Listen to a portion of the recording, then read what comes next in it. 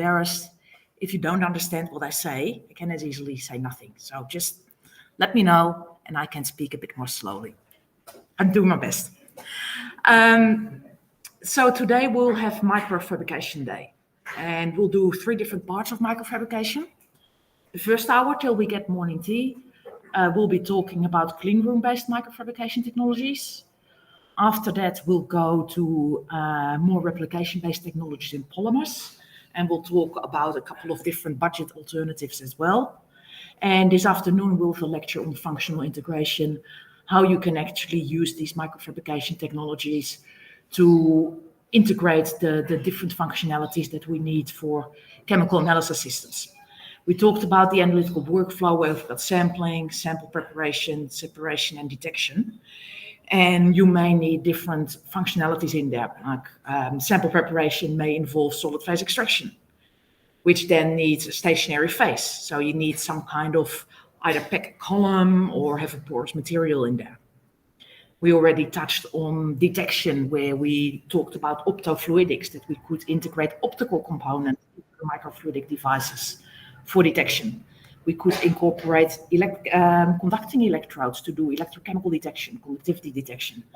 And ideally, we'll all put it all together, but putting it all together we'll do later in the week when we start talking about 3D printing.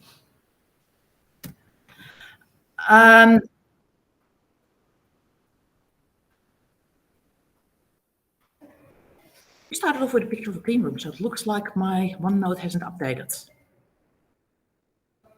Let's see which slides come along here, and I'll just get my own laptop to work in parallel.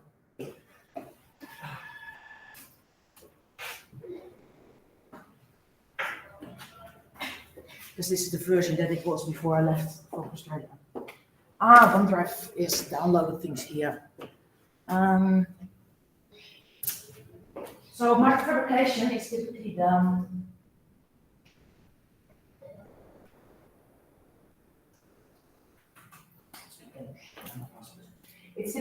in a clean room, and a clean room is a room where we've got small numbers of particles in the air. So there are rooms that are purpose-made to have very, very little particulate matter.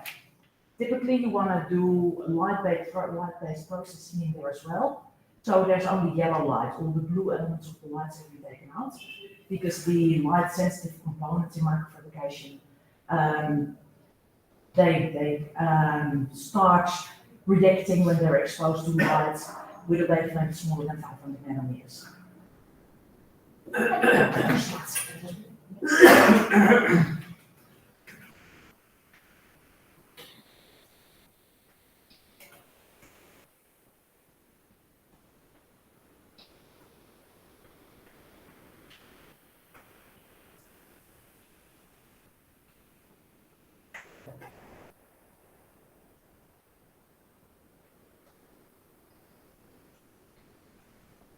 Maybe we do get that. Maybe it comes in a couple of slides. Did we get to the yellow room? No, this is the old version.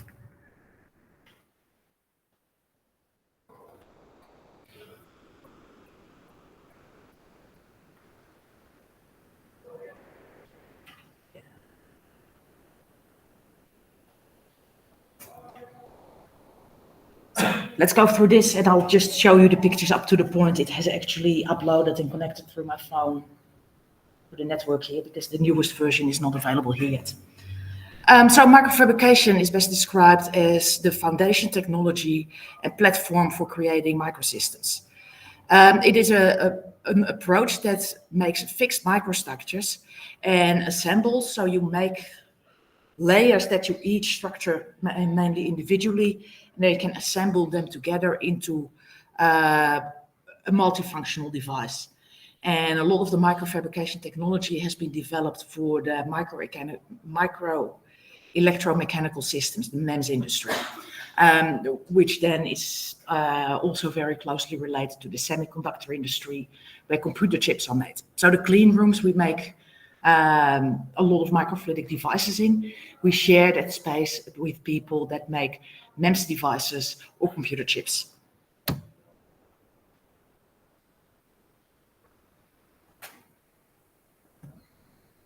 So microfabrication is used for making smartphones, wearable sensors, smartwatches that measure your heart rate at the same time as well, medical devices, and also microfluidic and organ-on-chip devices. The question is, how can you make things that are actually that small, that are smaller than you can see with a bare eye? And there's a whole range of different technologies for them. And the first thing I want to show you, and how do we...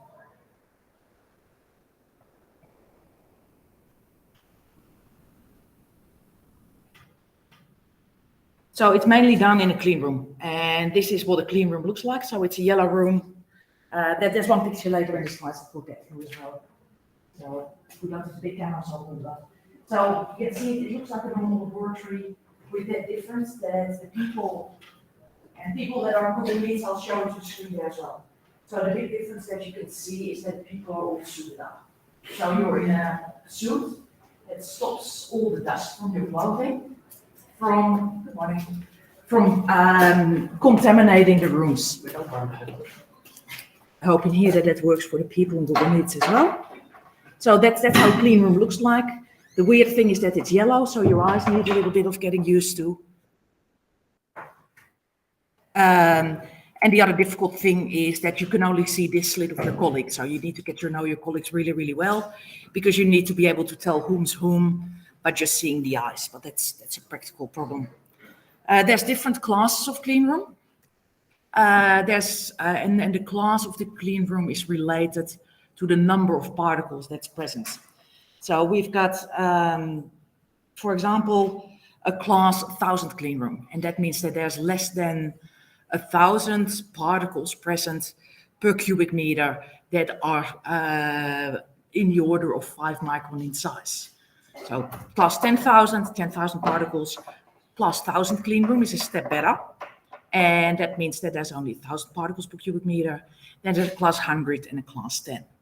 Most of the fabrication for microfluidics is not really sensitive as the computers of the microfabricated devices that end up in smartphones. They're typically made in the class 10 to 100.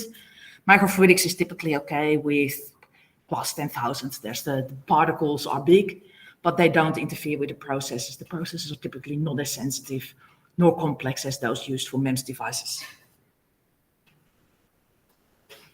Okay, there we go on the normal one. In microfabrication, you will find that we've got 3 options, or 3 different parameters that play a role. One is the material, the second one is the cost, and the third one is the facilities that you've got available. And every microfabrication process that you decide on is a function of those 3 different elements. For example, if you want to do an organic, you want to make a microreactor for organic synthesis, and you want to use a whole range of different solvents. Maybe you're a lot better off with a glass device than with a polymer device, where you need to do a lot of research to make sure compatibility between your polymer and your solvent. Similar, if you want to do a bioassay, then that's disposable. Maybe glass is too expensive and you're fine with a polymer device. So your application's got a lot of influence on the material that you select. The other thing is the cost. It's how much money you've got available. Typically, glass devices are a lot more expensive than polymer devices, because the material itself is more expensive. Plastic cup is cheaper than a polymer cup. Same thing counts for microfluidic. But then a glass cup, you can wash at the sink and you can reuse. Whereas a polymer cup, it cracks, it breaks, it's made for single use. So there are some difference in durability. So over the period of an experiment in the lab, the cost equation may actually change, because if you can complete an experiment with 2 glass devices by washing them with sodium hydroxide, or you'd need 500 polymer devices, maybe actually doing your experiment in glass becomes cheaper. So it all depends on what the application is you have in mind. Can you reuse devices, or are you using with biological fluids like blood? And is reusing devices not a thing? Because medical doctors don't like reuse. They like everything to be disposable for hygiene practices. The third part that comes into play in making a decision on microfabrication is the facilities that you have available, or that through friends you can get access to. Some people work at a technical university where there's a clean room facility, which means you can get the training, you can follow the cookbook recipes that we'll be talking through today, and that way you can learn and access the microfabrication facilities. And if you do it yourself, you don't charge yourself for your time, maybe glass manufacturing becomes financially viable because you don't need to pay for labor. If you're working at another university, maybe you don't have access to a clean room facility, but maybe your engineering department is doing a lot of manufacturing in polymers. At that point, you may be more likely to go towards polymer devices. Maybe you've got nothing at all in the lab, and we'll go through a number of different budget microfabrication approaches in the second lecture today, where we talk about how we can use instruments that are being used for making customized cars, like laser cutters and other cutting machines. They've been used for making microfluidics as well. But the facilities that you've got available are a very important decision maker as well, because if you don't have the budget nor access to a clean room, glass is probably out of the question, and you'll have to go and look for an alternative. The application has got, no, I didn't want to change plasma. It's got a lot of different relationships with the material and the microfabrication approach that you select. So first, chemical compatibility is important. Solvent compatibility, as well as adhesion. If you're working with proteins, you don't want to work with materials where proteins really stick to, or you want to work with materials where you know you can coat them to prevent your target analyte from sticking to your chip material. Then there is the analytical requirement of the assays. You may need to think about how you want to detect.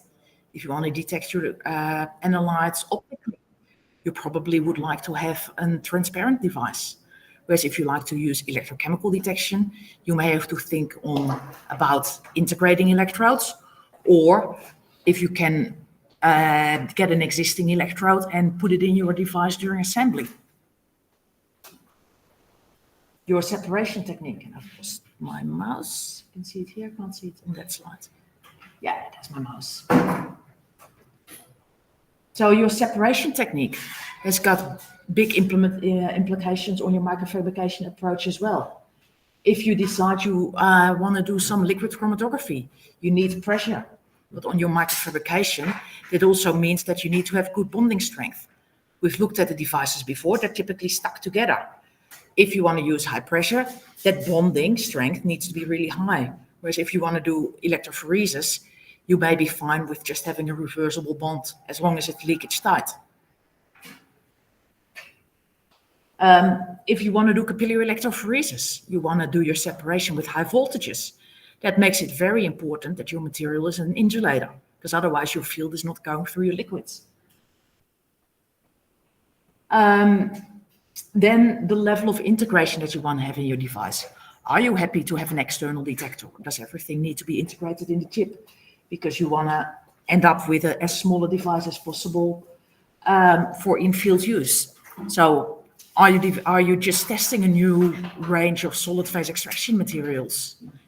Then you're probably not going to get out of the laboratory anyway. So you don't need to worry about integrating optics for fluorescence detection. Whereas if the aim of your project is to show in-field use of the diagnostic device, then thinking about integration of detection capabilities becomes a lot more important. So a lot of the information that I tell you, there are courses for courses. There's certain applications where you use certain fancy things, but there's a lot of areas, and they're the examples that I'm showing, where actually the fancy tricks are not required, and you just work on one module at a time, and you can get by with a very simple fabrication approach. We just already touched on the discussion of disposal or reuse. If you want to reuse the device, you can afford a direct fabrication approach. Whereas if you want to end up with a disposable device, you probably want to use a microfabrication approach that relies on replication. advantage of replication techniques, as we'll see later, is that you only have to do your microfabrication once. You can then make hundreds, if not thousands, of devices.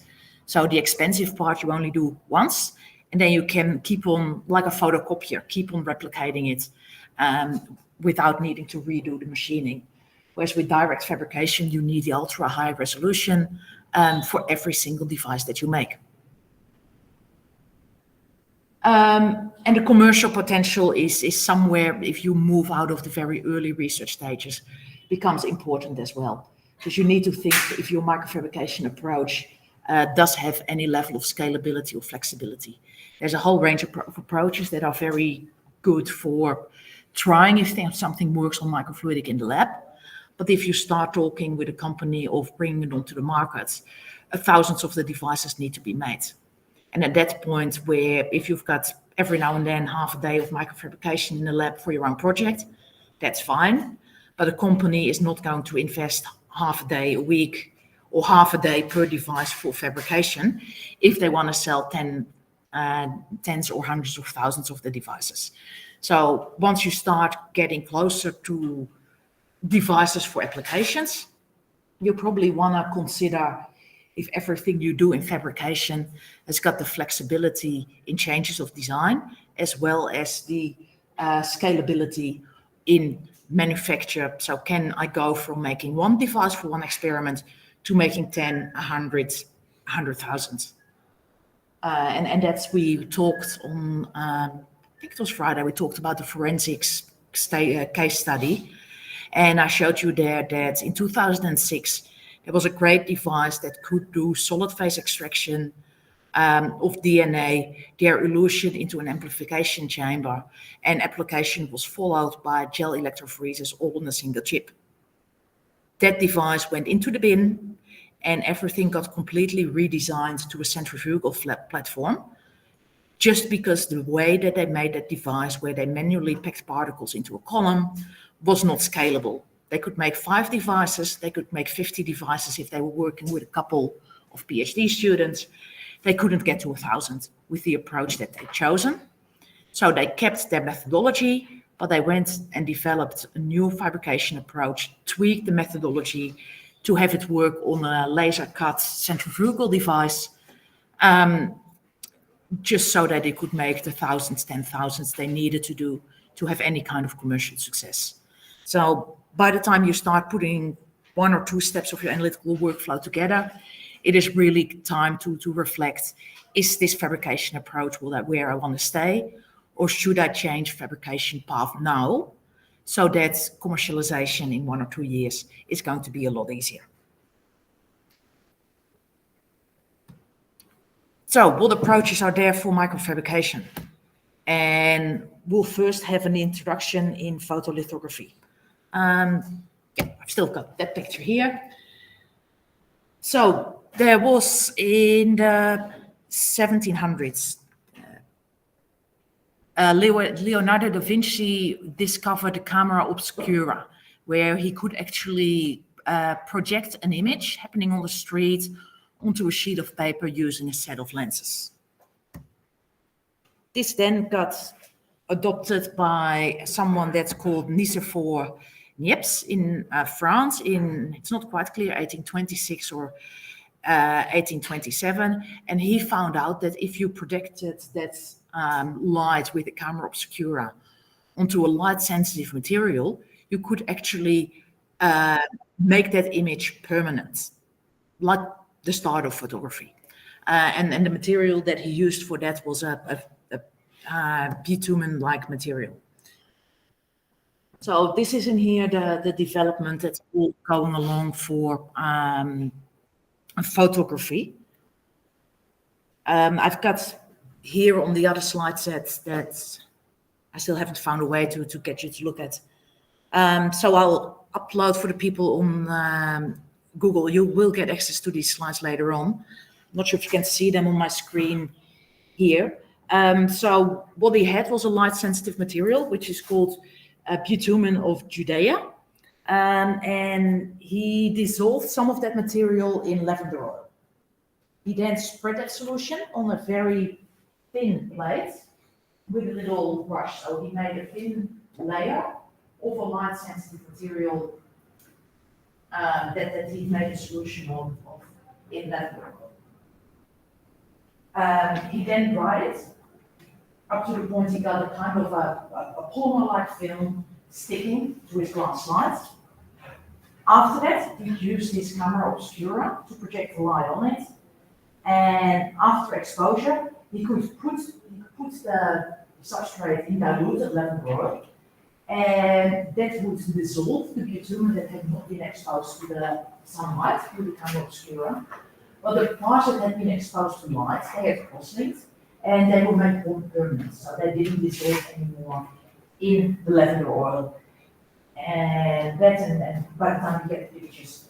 So that's the way that they made the very first photographs, by using a kind of a natural bitumen, made a solution of that in lavender oil, and used a light projection device called the camera obscura to make the very first photographs. And a whole range of work in the chemistry, in the photochemistry, has been going on with that effect. And the camera obscura has resulted in our normal film cameras, Polaroid cameras. We then got digital cameras, digital SLRs, up to the point that now we have beautiful, high-resolution digital cameras all integrated in our smartphones. So photography has gone a very long way. So we've got a whole range of different technologies there for the different parts in photography. And in microfabrication, we use a process that's called photolithography. And photolithography is actually the same thing as what was done at the early developments of photography. It's the process where we transfer a film from, transfer a pattern in a mask, which has got opaque and transparent areas. We transfer that pattern onto a small layer using light projection. So we've got geometric patterns, as we can see on the slide here. We've got some geometric patterns that are created on something that's called a photomask. And here you can see there's a whole range of different repeat units in this example. And we have a material that we coat, and we'll go through the process in detail. We can coat a film like they did with the bitumen, coat a film onto a glass slide of that light sensitive material, project the light through the mask. The light gets through where the transparent areas are in the mask. And then we've got two different materials.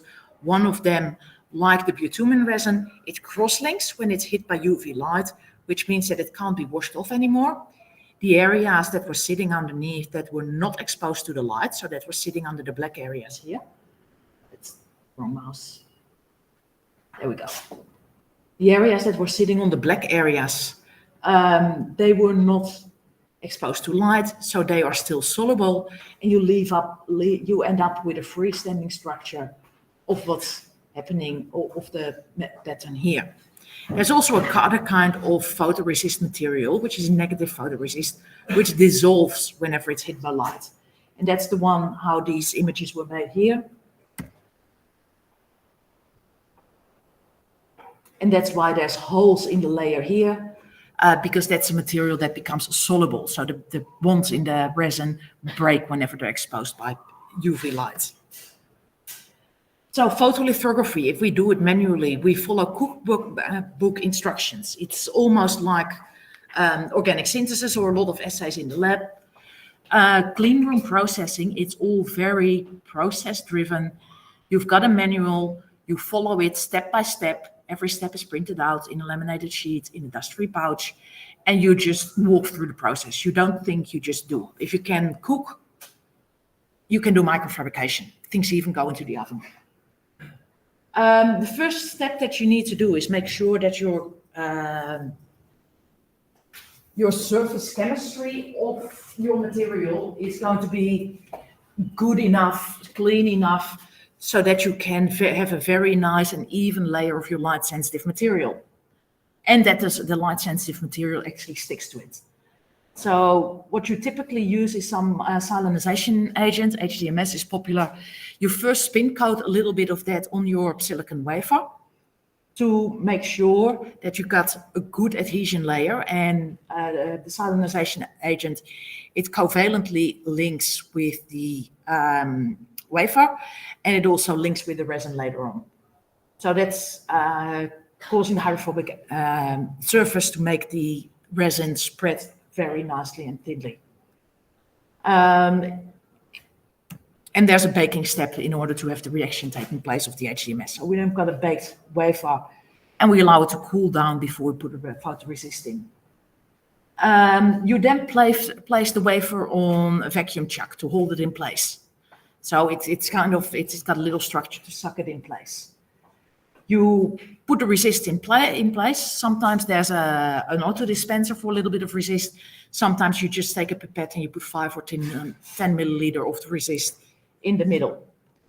The spin coater then spins, and the faster it spins, the thinner the layer becomes. You get more gravitational force, so the photoresist, it spreads out to the sides. And if you spin at 2000, it becomes thicker than when you spin at 5000 RPM. Because the faster you go, the more high the gravitational forces are. So you continue to spin till the layer of photoresist kind of looks dry to the eye. The photoresist itself, it is a mixture of organic compounds in a solvent solution. So we will want to do a bake to remove that solvent later on. But first, I want to tell you that we've got two types of photoresist. We've got a positive photoresist, which is a resist where the exposed regions become more soluble. So they will be the ones that are disappearing during development. So we create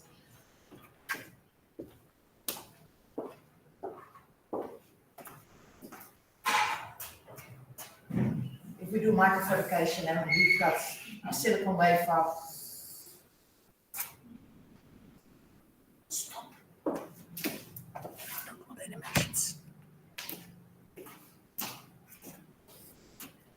So we've got the light coming down. We've got our wafer, our photoresist, and our light. We've got our mask that only allows the light through in certain areas. So this is the photoresist that's been exposed. If we develop a positive photoresist during development, we dissolve that away and we end up with a groove. If we've got a positive photoresist, that area is exposed, that's the only part that stays. So during development, that disappears. And we end up with a positive structure.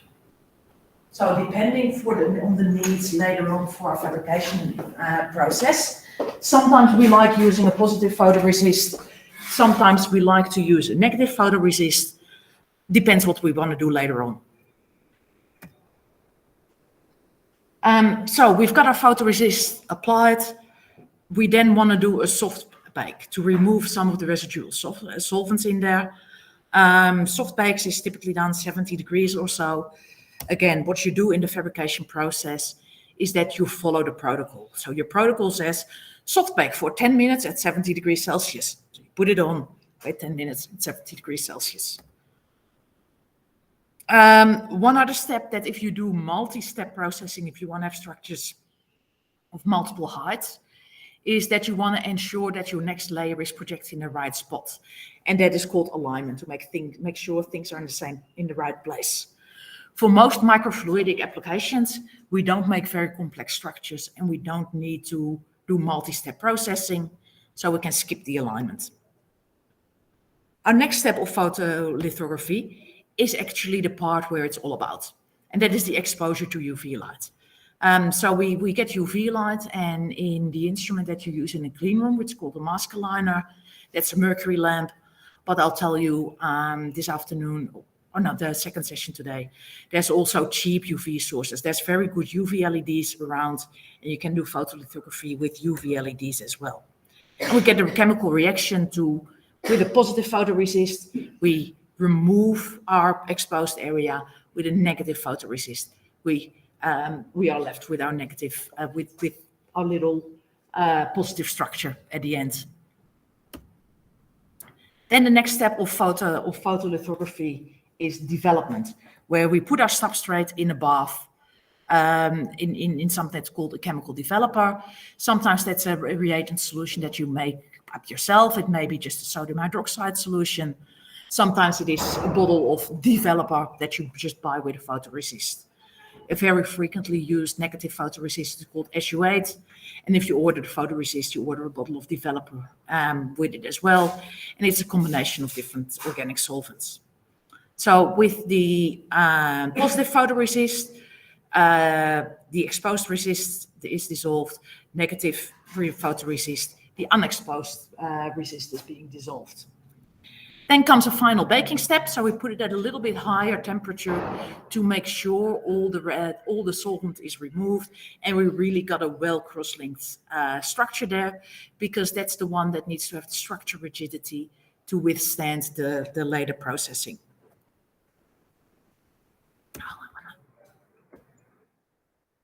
And then it's important to do some inspection under a microscope, because if you've done it yourself, microfabrication, it's not... If there's been a dust particle that's still snuck into your clean room, you need to know it. So if you've done alignment, you need to make sure you've done it the right way. You need to check if your sizes are all accurate. And you need to look if there's any dust that could have affected your structures before you go continue with your fabrication process, because there's still a lot of labor to be done. If you already find at the inspection stage that one of your devices is a defect, you better throw it out there rather than you put a lot of place in it. And then we end up at the process for the clean room manufacturing, where it's all started. And that's how can we actually make our glass microfabricated devices. And the way we do that is etching in HF, hydrofluoric acid. I think I'm speeding up again with speaking. Still the right pace, or do I need to slow down? Okay, so wet etching is done in HF, which is nasty. It's you need a lot of approval in your university to work with HF for etching. The problem with HF is that if you get it on your hands, it gets under your nails and it gets into the nerve system and it slowly eats that away. So the longer you're exposed, the more of your arm needs to be amputated after exposure. So typically, you want to make sure you clean the area that may have exposed as fast as possible, and that's why there's a nail removal kit in any clean room where people are working with HF.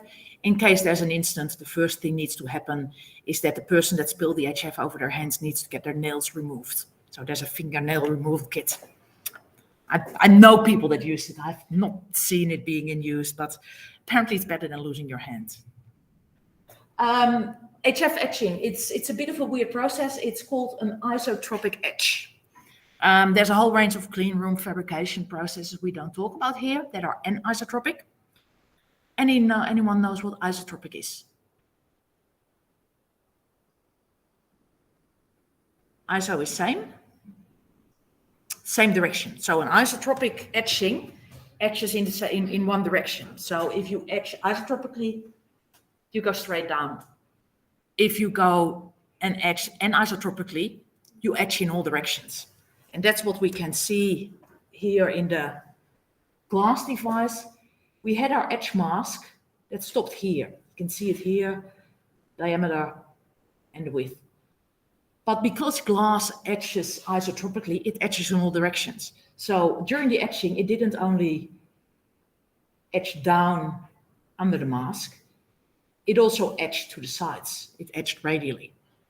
Therefore, your glass channels are always wider than the etch mask that you use. Your etch mask is, for example, the photoresist that you made over there. So you use your photoresist as an etch mask. So you protect part of your glass with photoresist. That stays on in the hydrofluoric acid. And any part where your glass is bare, the glass will be etched away, and then it's etched isotropically. So if your mask stopped here, you get the depth of your channel. That's the radius that is added to the sides. So if you etch a channel, and that's probably best written down as well.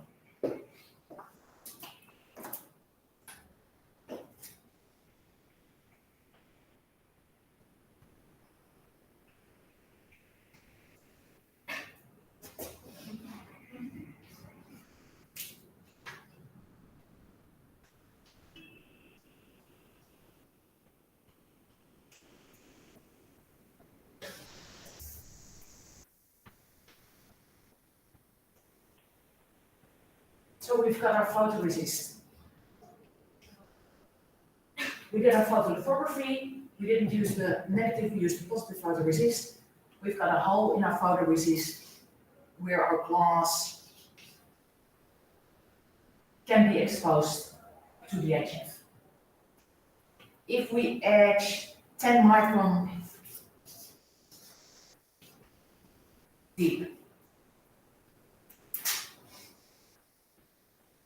how wide is our channel going to be? Keep in mind, when we etch 10 micron deep, then we get a semicircle being formed with the radius of that depth. So this distance was our 10 micron, which means that this radius is also 10. And we do it again there.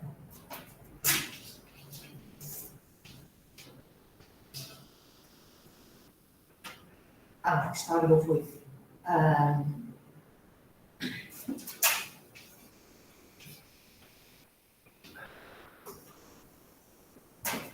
20 micron wide, 10 micron deep, means 10 micron to the sides, 10 micron to the sides, end up with a 40 micron channel. If we etch 30 micron deep with a 20 micron mask, our structure becomes 20 of the mask, 30 to the left, 30 to the right, becomes 80 micron. Which means that making deep structures that are narrow is really hard when microfabricating in glass. Making wide channels is fine, making narrow structures is a challenge because we always underetch. Practically, if you don't do etching in glass, but you get someone to do it for you, it is important to talk about your channel dimensions and clarify if it's dimensions on the mask or the dimensions of your structure. Because as you can see, a 10 or 20 micron difference in height makes a 40 micron difference in the width of the device that you're making. So you always need to do, and another thing where it's very important to think about that under etching, is the way it's called, is if you've got your channels sitting closely next to each other. Because if you think you've got a safe spacing between your micro channels, but they all get more than double the width, then all of a sudden they may be touching. Can be useful as well, but you want to keep in mind, and the under etching in glass is all the other microfabrication processes, it's a straight translation from your drawing. With etching in glass, you need to keep in mind that we get the under etching, and therefore we always end up with the wider structures. So glass as a fabrication approach, it's great. It's chemically inert. As chemists, we know it all the way through. It's transparent, which means that we can look with a microscope what's going on. It's electrically insulating, which means that we can do conductivity detection. We can do capillary electrophoresis as separation. Other great thing about glass, it's really strong. It doesn't deform, so if you hold a glass device, it's not going to flop over. You don't need to have anything to support it. Surface chemistry is well known. So glass is a really, really great material if you can afford it, because it's an expensive substrate that comes with expensive processing. There are some, or it's always a direct manufacturing process, which means that every glass device you have, you need to get into the clean room, get suited up, put your coveralls on, face mask, glasses, go through our photolithography that we've been through. So you need to go through priming your wafer with HDMS, putting on your photoresist, spin coating your photoresist, doing a soft bake, do the exposure, do the post bake, do your development, do the hard bake, do your etching. Every device over and over again. In one step, if you want to make 2 devices, you have to do the process twice. So it's a very labor-intensive process. And every time you need a new device, you need to repeat your fabrication process. After morning tea, we'll be talking about replication technologies, where you only need to do your photolithography to make your high-resolution structure once, and you can then replicate, depending on your luck and the approach that you've used to make your resolution template. You can make tens, hundreds, or thousands of replicates by just using very simple and fast processing. The part that we've ignored so far is bonding. Because if we make a microfluidic device, so far I've only shown you how to make gutters, but not actually how we make it a closed channel. And that's by sticking 2 bits together. And with glass, we stick 2 bits together using thermal fusion bonding. With polymers, we quite often do that as well. Who can see a significant difference between thermal fusing bonding with plastics like polyacrylates or with glass?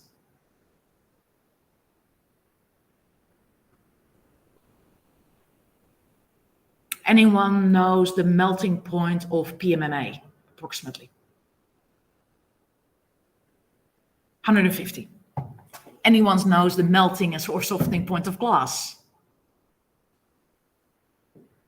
700. You need a very good oven to do thermal bonding of glass, because you need to heat it up to the point that it gets soft. So yeah, you need to have an oven or a kiln that gets to really high temperatures in a controlled manner, where you slowly ramp up the temperature to around 650 degrees, let it all sit a bit to get all residual stresses out, then ramp it up from 650 to 700, maybe 710, and then allow it to cool down overnight, and then you keep your fingers crossed that everything is bonded. If there's still voids visible, you repeat the process and you have lost another night because it takes so long for the oven to heat up and cool down again. So thermal bonding can be done, but you need a very good oven and things need to be incredibly clean. The thermal bonding only works when the 2 substrates are in very, very close, like angstrom close contact. If there's the tiniest dust particle or a little trace of an organic molecule in there, that angstrom distance is getting a bit larger and the bonding doesn't work. You can try rebonding by putting something heavy on top and getting through that cycle again. Sometimes that works, but when we did clean room processing, I did that when I did my part of the PhD in Switzerland. We would have our wafers, our glass etched wafers in the clean room. So they've just come out of the HF etching and been through a cascading stream of increasing water of increasing levels of being very, very clean. So it's millicue water. After the HF etching, they go in millicue water and they go 5 times in a clean bath of millicue. So I would say they're very clean. I don't wash my glasses at home that well. At that point, before bonding, you still take all your wafers with a bit of clean room tissue, and you have to completely scrub them like it's a cooking pot that has been that you left something to burn in. You have to scrub them with a tissue with acetone and isopropanol to make sure the very, very last residues of the photoresist that could still be there, any organics, that they're gone. So you do a very thorough scrub with acetone, then with isopropanol, then you bake it again to make sure there's no solvent adhere, no surface adhered solvent anymore. Then you put your 2 glass wafers together. If life is good, as soon as you put the 2 clean glass substrates together, you can see the Newton rings appearing. Then you know that you're in a good shot. Put it in the oven. Fingers crossed you don't have any voids.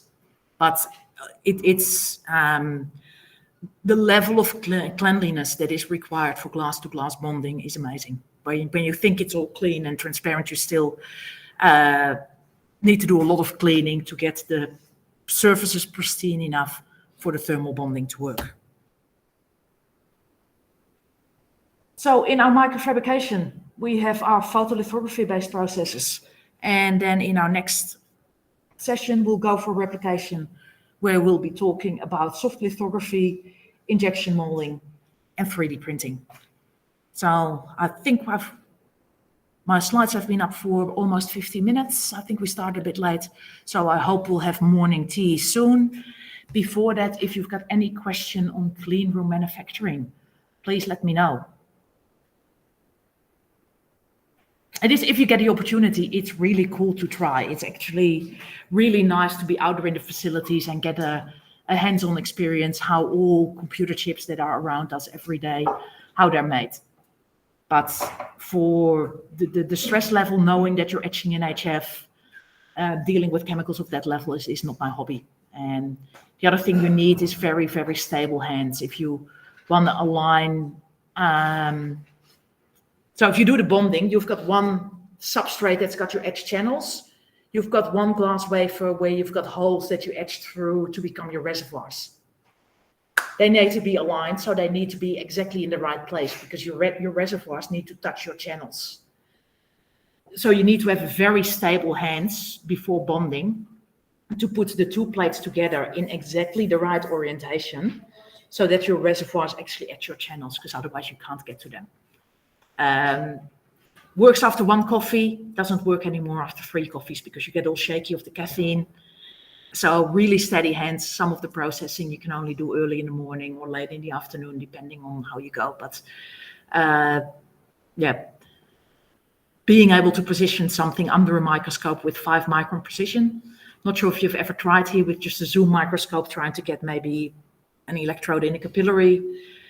Working with micron precision with your hands needs a lot of patience, no frustration, no distraction.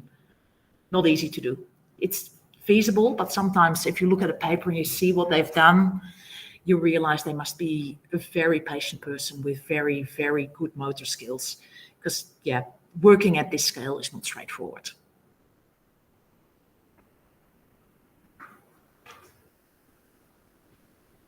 Any questions on fabrication in glass?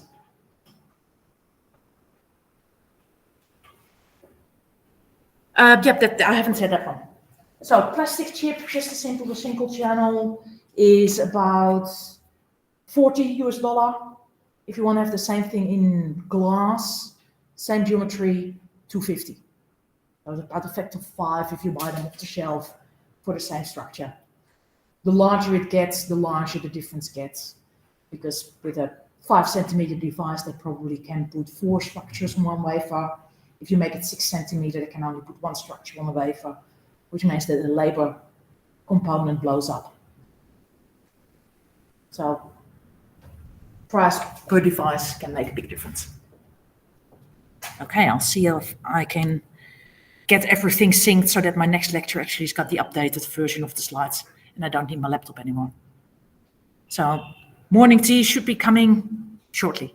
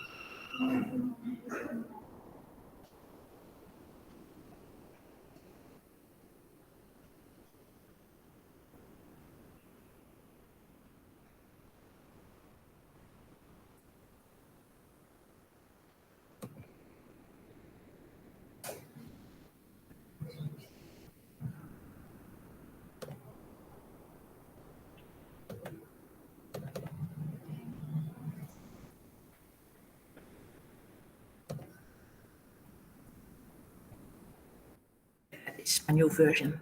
That's good. It's only the first one that didn't come through.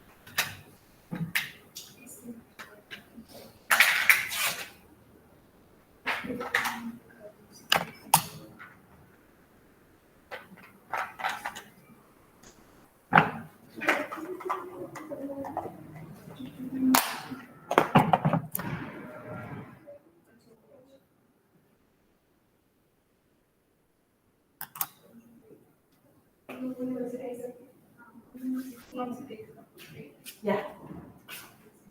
Sarah's definitely there. She isn't there yet.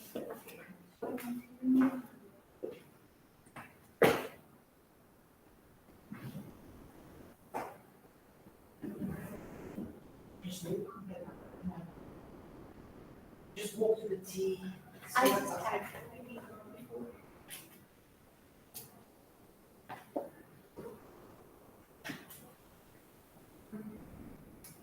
So, did I speak a bit slower? I do know that I go way too fast. You know, I cut down a bit of the content so that I've got more time, and I then know I've got the pressure that I should be finished in 30 minutes. If there's anything, just let me know. Yeah,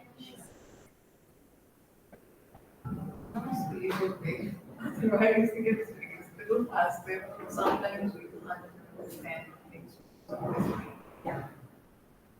And then this projector is a great idea, so I spoke to someone Friday night that's doing it online.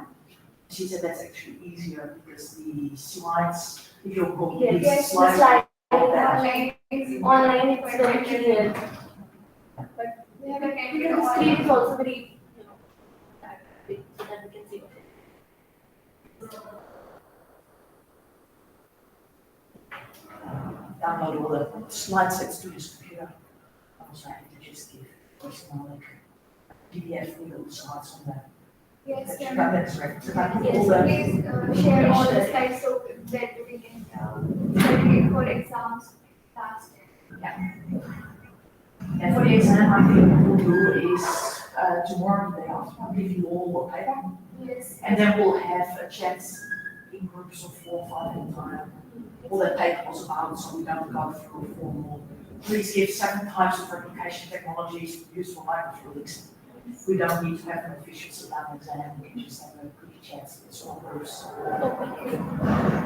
And I can see that all of you have picked up something about mass spectrometry or electrophoresis or microfabrication.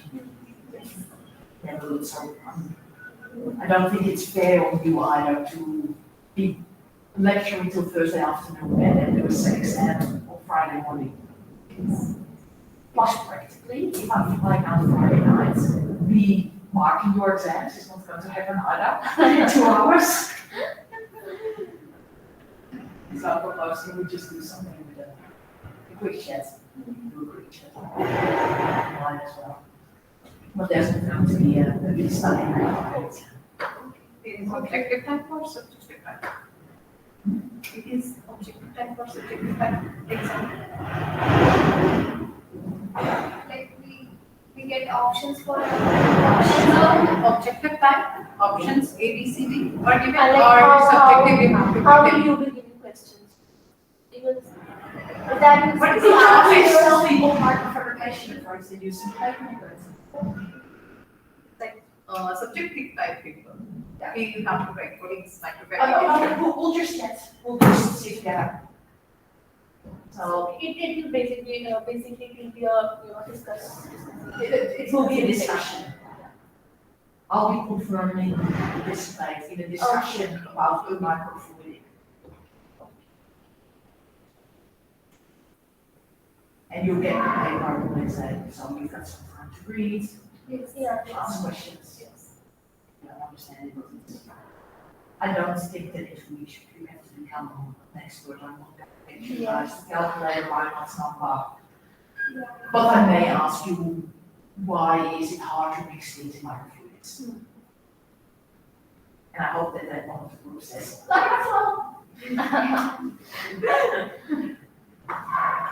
so that's all I selected one paper, some sample, maybe combining solid phase extraction and seed separation.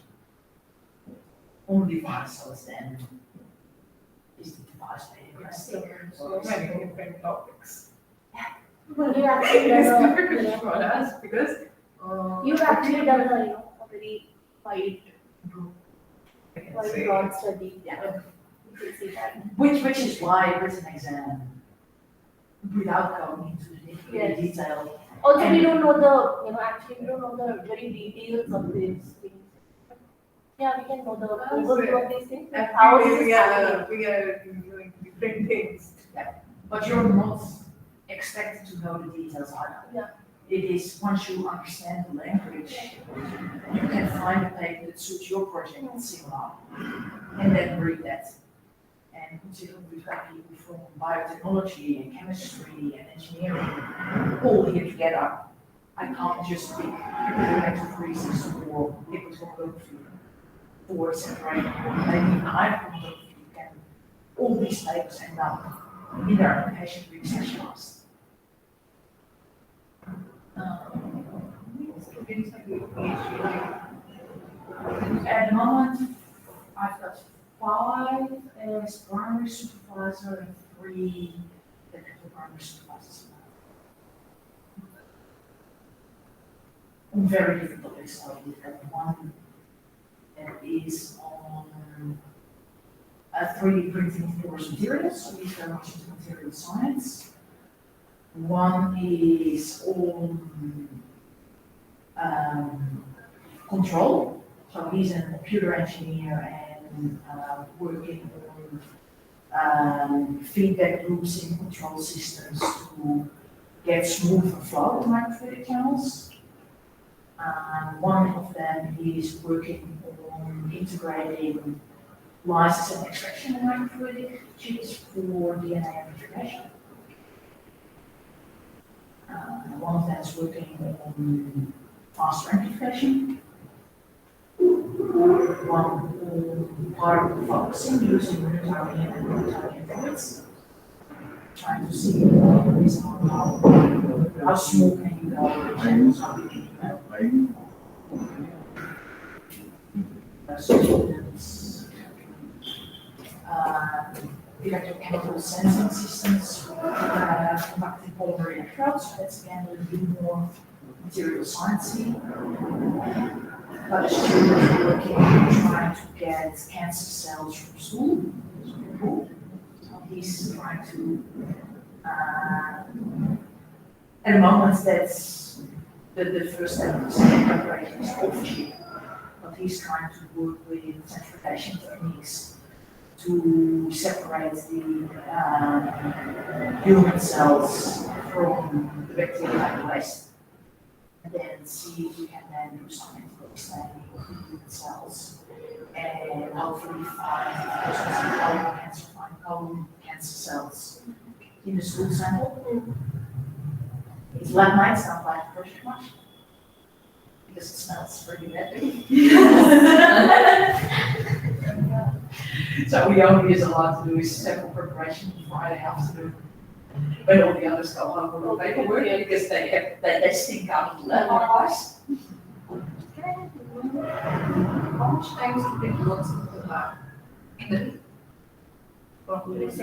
Very student depending. My engineer student is lazy, so he comes in around 10:30. He leaves at 5, so he makes very short days. He says that he wants to get home and sure. And Harry was just finished with 3D printing course materials. I'm getting emails from him from 7:30 in the morning. He then comes in at 10 because he does his literature reading and things from home. He never leaves before 8 in the afternoon anymore, so weekends. I've tried to convince him to take holidays. He's Indian. I can't convince him to take holidays. So he's submitting in 2 weeks' time. So they are the 2 extremes. I think Sue-Min is a bit more normal. She's coming in 9:30-ish and then staying till 5:30. But it's hard also to enforce attendance because if the student is physically in the building but watching movies on their phone, I have no gain either. So I'm not really strict on the times they're actually there. But I am strict that we meet every week. And they need to be able to demonstrate progress in a certain area every week. So we agree by the end of every meeting, we agree on these are the experiments that will be done in the coming week. And yeah, I get grumpy if they don't have a good reason and I can't complete them. If they get sick or an instrument broke, things happen in the lab. Things are never going straight forward. But I do want to see experimental progress. Or just if the page written with a writing review, I just need to see what literature they found, what notes that they've made, and put them in an Excel spreadsheet so we can actually just see that there's 30 more papers read than last week. Do you have any student from India also? Not in India at the moment. So Harry is from India. Harry, that's almost finishing. He did his undergrad, I don't remember where, but somewhere in India. And then he did his master's of engineering in Australia and his studies finished.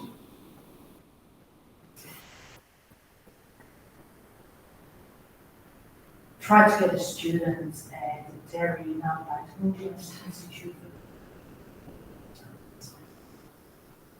Define a project, but internally there was a decision around which project to go. And then of our students. Ocean.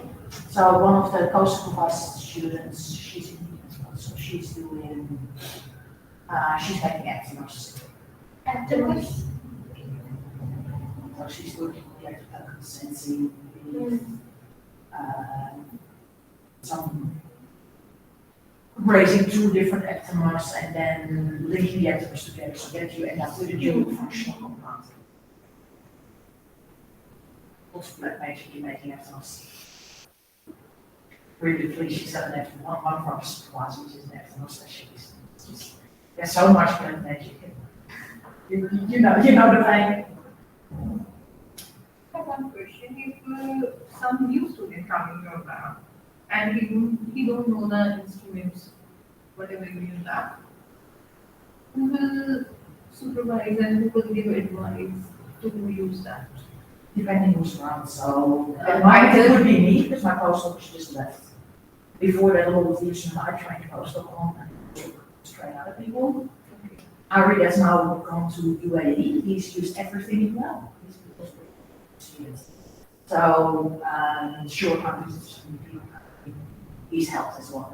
So Okay, I have actually I have got a postdoc position in South. They are working on mods to absorb air politics completely. But till now I don't have deal with air. That's why I have a question. Okay. What happened with air? I don't have deal with air till now. what did I have? Air politics, to remove Okay. the pollutants, to prepare our solvents, which remove the pollutants from the air. That's why I have to query. I have never deal with the air till now. I have done work on sensing, I have done work on catalysis, but not on absorption.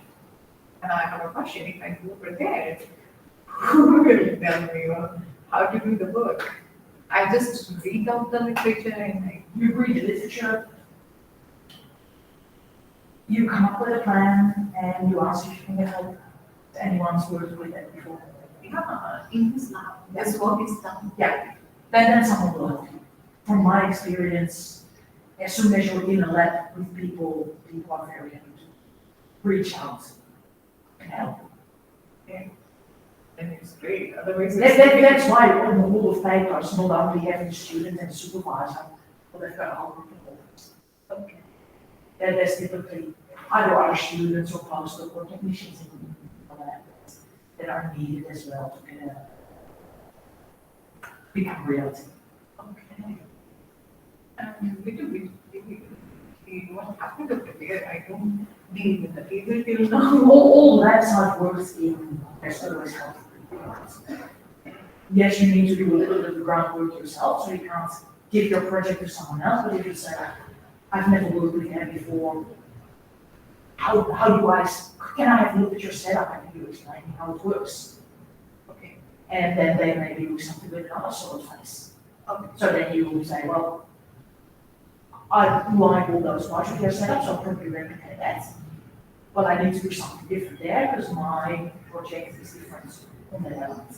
But if they've done a lot of work with air, they probably have a setup and maybe you can even use that setup and put your stationary facing when you do your experiments.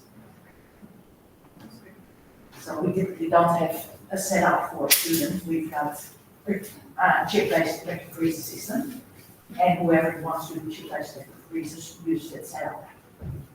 Because we do so many different things, moving from microfabrication to working with a microscope, working with power supplies, fluorescence detectors. It is rare that someone uses an instrument for 5 days in a row. Because most of the time they're fabricating and characterizing materials. So having a setup to use the chips for a student in my lab doesn't make sense. Because they probably spend 80% of their time making and characterizing and 20% of the time using. Okay. A little bit project dependent, but that means that all our setups are shared and characterization with the material science instruments, we just book 3 hours of electron microscopy. So then we get access to the electron microscopy. Electron microscope, we can make the images. We can look at them, and we're either happy or unhappy. We're not happy. We go back to the material work. We try something different. We look at SEM slot again, and that's the way that we. So yeah, we use a lot of different things. But a student could be in 7 or 8 different labs in a week, having some electron microscopy, some photolithography measurements, doing some confirmatory analysis, using normal analytical instruments, and doing their own microfluidic experiments as well. They will be moving between all of labs. She just can't. It doesn't make sense for me to have an electron microscope in my lab because we maybe use it 2 slots for 3 hours a month. Not going to buy an electron microscope for that. Do I use the electron microscope? Yes, I use it throughout the year. I use the electron microscope, but just not more than even less than a day a month. That's the way that we've got a little bit of our infrastructure shared. So if there's a lot of use, you just need to book. Sometimes there's a usage charge, sometimes not. So the electron microscope needs some coolant agents, so like 50 or so for the use. And yeah, that's not correct, so that's just because the instrument needs to be maintained, it needs reagents, it needs coolants. So that's cost recovery. But yeah, don't worry, I've never been in a lab where people haven't been out. Okay. And if there's a lab specializing in air analysis, yes, they must have set up.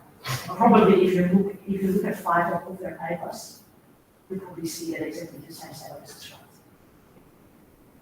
Seeing the people already. That will be the setup that you will be using, so that setup won't be owned by anyone. Yeah.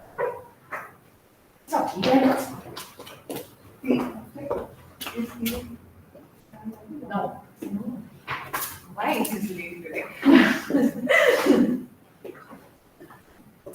The lecture is also late. If he is late. Well, that means I thought we were having a quick tea and then starting, so maybe I should then not get into the way of lunch. Maybe. Let's see if I've got an easy break point that I already can put the first 10 minutes or so in.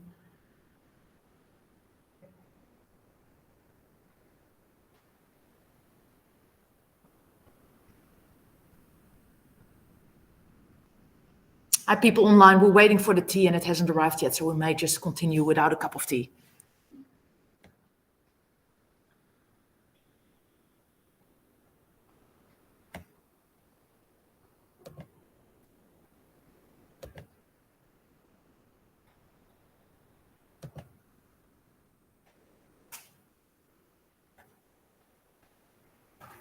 I'll have a glass of hot water and then we'll just move ahead. I don't think you get tea today. I had tea for breakfast. No tea? No, Mom. Let's hope the others come back and then we'll just. All the standing outside in the sun. Right.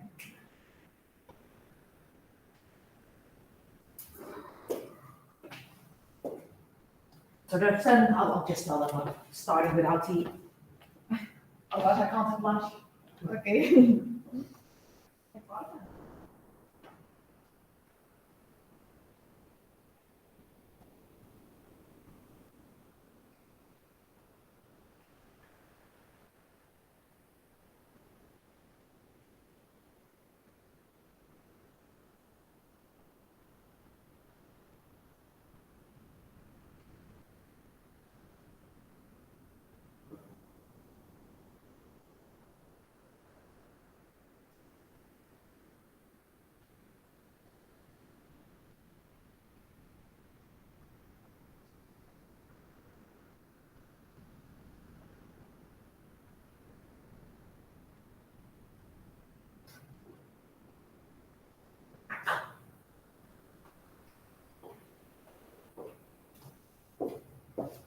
We're all enjoying the beautiful sun.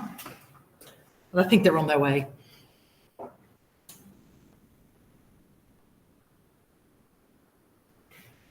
They can scribble it down later. So this is a website that I found that provides actually a lot of really useful information if you want to read or watch some movies.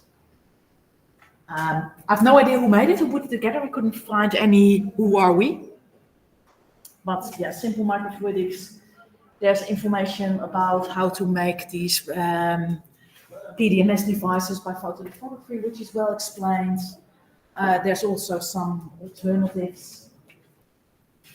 You can see on wax printing, which is used for making the paper devices.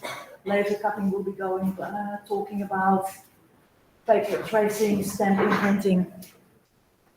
So there's a lot of information you can find out there if you want to do any further reading at a level that's not that complex to the research article directly.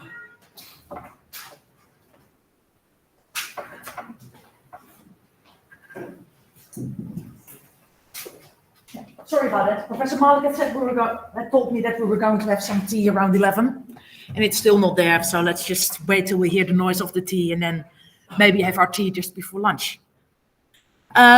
This session 5.2, we'll be talking about microfabrication, and I first would like to let you know that there's a very nice website, Simple Microfluidics, which actually provides a lot of very easy to understand background information and hands-on tips on how to make some microfluidic structures. So it may be worth having a look and a click around on the website to be able to do some further reading or look at pictures or see if there's anything in there that you could use. So we've just gone through clean room-based processing and making of glass microfluidic devices using photolithography. That's been out for a very long time, has gotten a lot better in the 60s, 70s with all the clean room processing. And one of the really big names, the excellent chemical engineers leading the field of microfluidics, as long as he's still alive, because I think he's now mid-80s, is George Whitesides. Again, if you want to have a look, not only this website, George Whitesides has touched about everything in microfluidics and made it big. So there are some really, really good fundamentally changing papers, and he's done a lot of very creative thinking in the area of microfabrication. How can we use processes that are at the moment used somewhere else to make microfluidics? So we've talked about paper microfluidics. George Whitesides, who started it. We've talked about PDMS devices that we'll now be talking soft lithography. George Whitesides started it. And he's developed a whole range of nice applications as well. 3D printing and microfluidics. George Whitesides was one of the first ones to do it. But yeah, the Whitesides group at, pretty sure it's Harvard, has got really nice website. So if you just look Whitesides and microfluidics, and it provides a really nice structure on how they've used different ways of fabrication in the engineering world as such and applied them to microfluidics. And one of the things that I realized is that if you've made a mold with photolithography, as we've just spoken about, so here we've got our layer of our photoresist, fabrication, sonization of master, then we've got our photoresist. If you then pour over a material which is called polydimethyl siloxane or silicon rubber, you can cure that silicon rubber and magically it doesn't stick to the photoresist. So you can actually, after it's been cured, you can peel it off. And that means that you can get structures being formed in the PDMS, which are a little bit floppy if they're very deep and narrow. But if they're actually wide and only contain a channel, there's actually not a lot of deformation going on, which is after the work where this paper here in 98 is where they made long dangly bits. And after that, they decided you could actually use that to make microchannels as well. So this electrophoresis paper is kind of the ground reference for a process that's called soft lithography. And what you do in soft lithography is that you use templates in a photoresist that we've seen there, and you cast PDMS over it, cure it, peel it off, and if you've got a positive as your structure on your wafer, you end up with a microchannel. So first talk through it in the screen, and then want to do it on the board. So the workflow that you follow is that you think how your device should look like. You start off somewhere in your notebook in the lab. You then go to a computer and you draw it on the computer. CAD file, computer-aided design. Doesn't matter if it's made with AutoCAD, CorelDRAW, PowerPoint.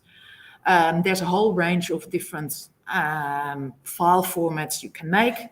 The nice thing about the CAD-based packages or the drawing packages like Adobe Photoshop, Adobe Illustrator, CorelDRAW, is that you can define the line width.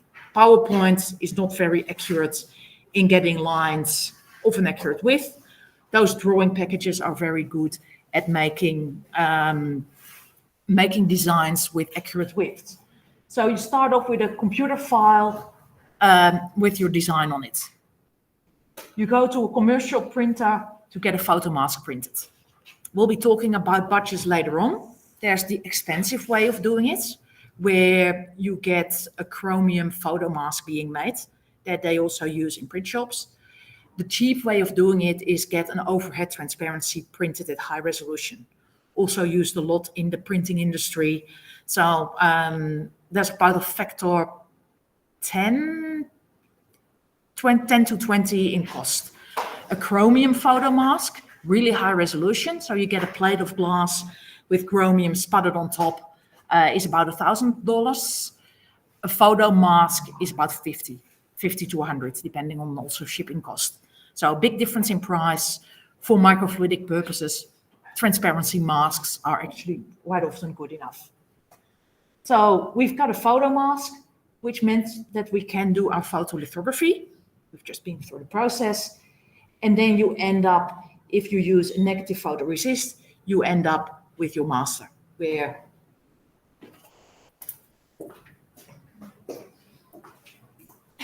we either, if we work with a positive photoresist, our master looks like this, with the little one sticking out. One of the structures that we work a lot with is lighting the other resists, and then you swap your mask. So you can use both positive tone, negative tone photoresist. Important thing is that you end up with a positive structure like this, because if you pour PDMS over, you peel it off, you're left with the imprint, so you're left with a microchannel.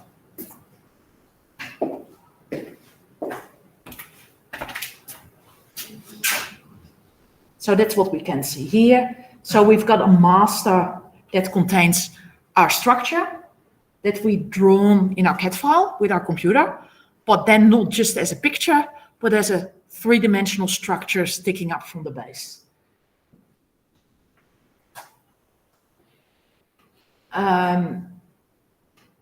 What you then can do, but not necessarily have to do, is put little cylinders on there to create reservoirs. Then you take the bottle of PDMS, you cast it on top, you peel it off, and you can seal it either with a second piece of PDMS, or you can just put it on a glass slide, at which stage you can decide to do bonding, either just have a reversible seal or use an oxygen plasma to get an irreversible seal. And this device is one example of the PDMS devices where we had an SU8 is a negative photoresist. So we had an SU8 template that we cast the PDMS on top, cut it out with a scalpel. In our case, we didn't use these little cones here for making the reservoirs, but we just use a hole puncher using a little texter to make sure they ended up in the right place.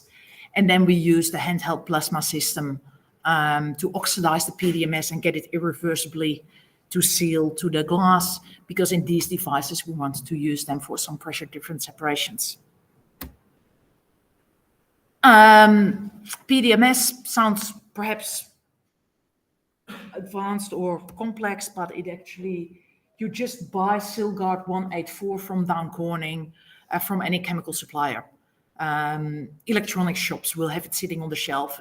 PDMS is traditionally used in electronics to insulate different electronic components on printed circuit boards from interfering and accidentally touching one each other. So again, the process is that we've got the photoresist structure on our substrate. Our substrate could be glass, it could be a silicon wafer, it could be a bit of PMMA. Anything you can make the photoresist to stick to. We then pour over the PDMS. And it's a viscous solution, but it just pours. You need to degas it a little bit to get the bubbles out. Then you cure it, typically cure it in the oven for an hour at 70 degrees Celsius. And you can peel it off, and the structures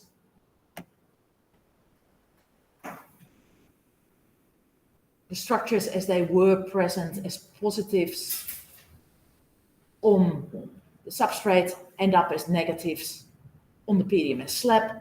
If you then put a flat plate on top, they actually become your microchannels.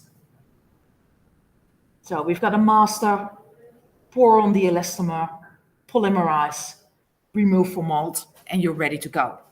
Good thing is you can use this chip, but tomorrow if you need a new chip, you mix up your Silgard 1A4 again in a 1:10 ratio, you pour it over the master, you go for a cup of tea and you get it to cure, you polymerize and you peel it off, ready to use.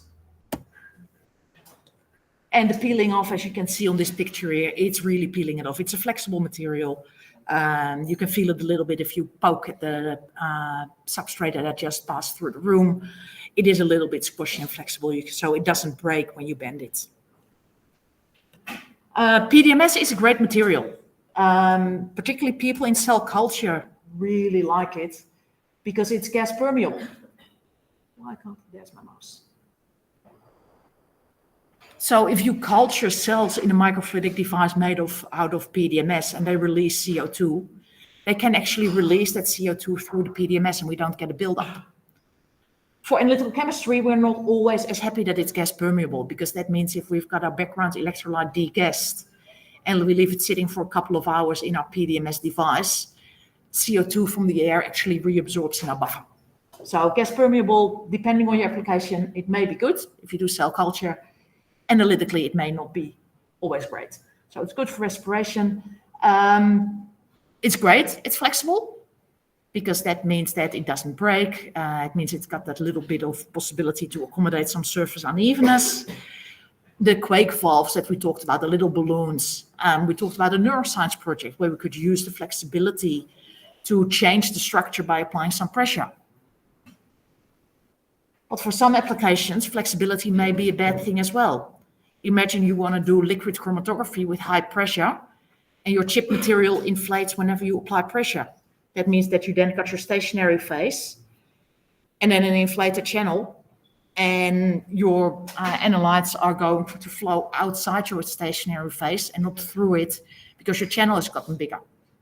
So for pressure-driven flow, having your channel inflating may not be great. So great for pumps and valves. Both are electrical, so it's electrical insulating. It is relatively inert, but it works as a sorbent as well. PDMS is, as a material, a very popular sorbent for sample treatment in gas chromatography. So it likes to absorb compounds. If you've got a solution of fluorescein that you want to use for electrophoretic separation and you go out for lunch, then half of your chip has gotten greenish yellow because your analyte actually absorbs into the PDMS. It's a sorbent. And because the casting, it's great to work device by device every morning in the lab. If you want to scale up manufacturing, there is no better way of doing it. So it's not very scalable. You still need manual handling to upscale the production of PDMS devices. Mind you, the Xona microfluidic devices, they had more than 100,000 of them sold, so they were made as well. So depending on the how many you want to make, maybe it is worth investing in the labor and getting people to cast these devices.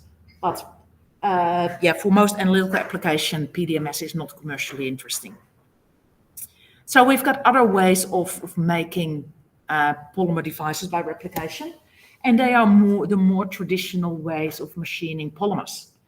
So we've got injection molding, and most plastic devices, most plastic things around us are made by injection molding. And you have high startup costs, so you need to make your first mold, which is expensive. But then with injection molding, you can make thousands of devices. So typically, the instrument only really starts running well once the first hundreds are through. So the first 100 go to waste, and then everything is warmed up and good to go. So injection molding, really large-scale manufacturing, high hundreds per mold. At the moment, there's still a lot of injection molding with only one side, patterns coming in. Two-component molding is growing, so there's a lot of progress being made in the area of injection molding. The T is there. So a little bit cheaper, same materials, but a little bit more accessible. Thank you. A little bit more accessible in the lab is hot embossing. And we'll go through them in a little bit detail, but in injection molding, you inject a molten polymer into a mold. And with hot embossing, you press your template at high temperature into plastic plates, and by heating the polymer up to the softening temperature, you can put it in. And then there's compression molding, which again squirts a molten polymer or puts pressure under a bit of polymer to get it to take the shape of your mold. So they're slightly differently. This is the way that injection molding works, because movies are always good. So this is the injection molder that's a Deacon we've got in the lab. What happens in an injection molder is that we've got the feeder hopper. That's where our polymer sits in as a granular material. So they're pellets that are about 5 millimeter in diameter. They are moved by a screw through this heating component where the polymer is slowly heated up to its melting point. So here it goes in as tablets. Here it comes out as a liquid at higher temperature. Very viscous liquid, but still liquid. And then under high pressure, it is injected into the cavity. And what you can see on the movie there is that the template, the polymer is injected in, it's cooled down, and you can see the polymer coming out. And it really happens at this rate. So this is real time. Molten polymer comes in, it solidifies at a nickel mold. In this case, it's an aluminium mold, and is ejected and falls into the bucket with devices. So once it's all set up, it's beautiful, but you probably need a person to operate it. Hot embossing is slightly different. So we've got our structured template, which is typically also in a metal because you want to heat it up. So you don't want polymers because you don't want them to melt themselves. That's great, thank you.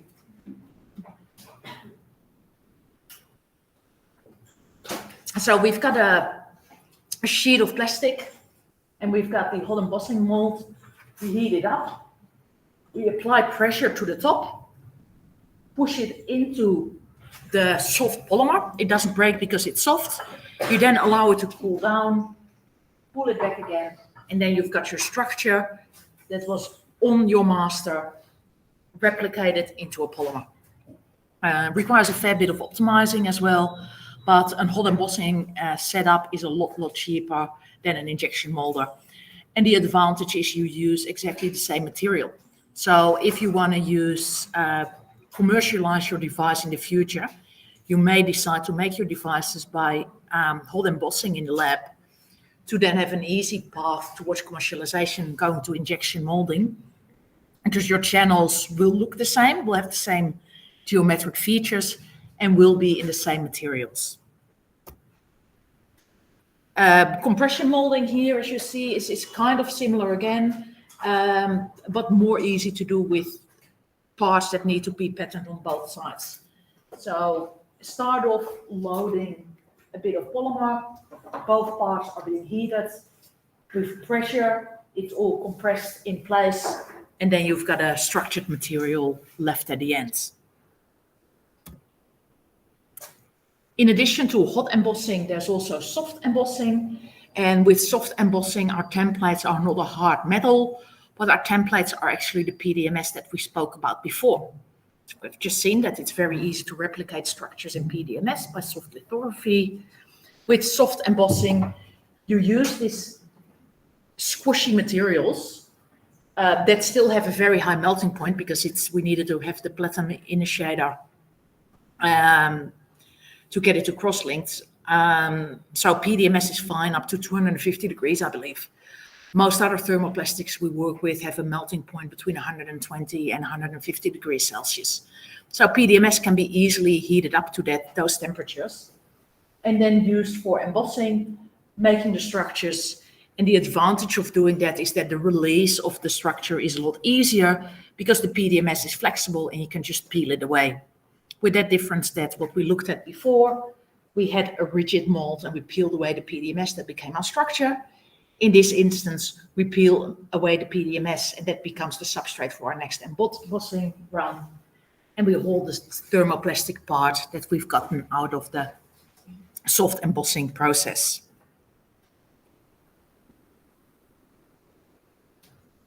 So here we've got a little bit more budget alternative where initially there's a photolithographic step to pattern the microstructure, but it's done on a photoresist, which is borrowed from the print industry. I would recommend you reading this paper because this is a very nice, easy way of manufacturing with very low requirements on infrastructure. As you can see, this is just a UV light tube that in the dining room in the hostel, this tube is sitting there to catch the flies. Nothing fancy here. Used with a photo in combination with a photo mask to cross-link a PVA-based resin. All the details are in the paper. Normal photolithography workflow. So after photolithography, we get development. We can then create a PDMS template, which is then the positive structure. And the PDMS can then be used for soft embossing using a PMMA plate. These are just paper clips. Microfabrication doesn't necessarily have to be fancy. Uses all the same processes, uses photolithography. This is hot embossing, not using a funky instrument, but just using some paper clips to have to apply the pressure and putting it in a normal oven in your lab. So fabrication can be really affordable as well. Yes, hot embossing, you can buy a funky instrument that comes with a seat and looks like a big computer gaming station. You can also do, particularly the soft template injection, hot embossing, soft embossing. You can do it with very little infrastructure and still get very nice channels out. So here we can have some microscopy image with scale bar 300 micron. This is the way the negative looks like. That's the way the positive looks like. And that's the way the molded feature then looks like. So this is what they made by photolithography. This is the PDMS they cut out. And that's the microfluidic structure. And as you can see there, what was the exact size? There are tens of micron structures. Write the size in there. So well, we've got the scale bar here is 100 microns. So this is about a 50 micron structure, about a 70, 80 micron microchannel. No fancy equipment needed.